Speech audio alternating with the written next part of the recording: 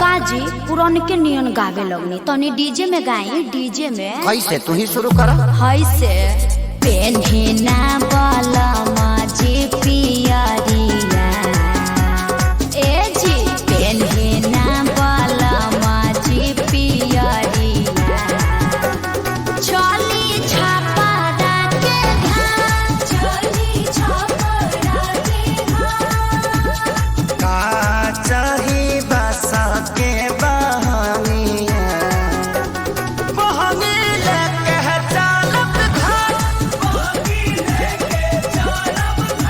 ए अम्मा जी तनी रौरो नाची बाट जे पूछेला बटोहिया बाट जे पूछेला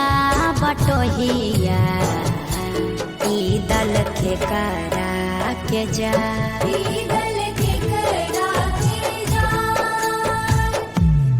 तू तया धारा हवे रे बटोहिया तू तया धारा होइबे रे बटोहिया ई दल छाठी माई के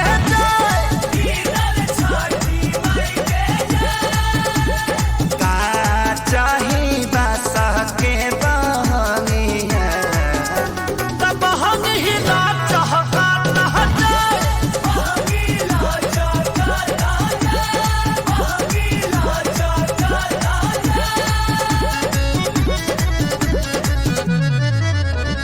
करी न सासु आमा जी तैयारिया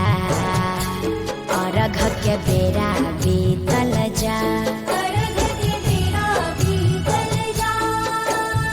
पेन्ही नारी सबके पापा पियरिया दौरा घाटे पहुँचा मम्मी हम तली थथी घाट पलाका छोले अरे तू का करे जइब पराका फोड़ के हमार सारी जरइब मरब एक था छठी घाटे करबे डरामा ओही जा हो जाई बाबा ओही जा हो जाई यार पापा से बोल मम्मी मारने की धमकी दे रही है पापा साफा आतंकवादी हो का काहे लइकवा के डरोले बड़वा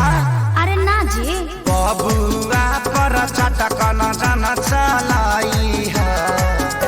दिहल हा छठी माई के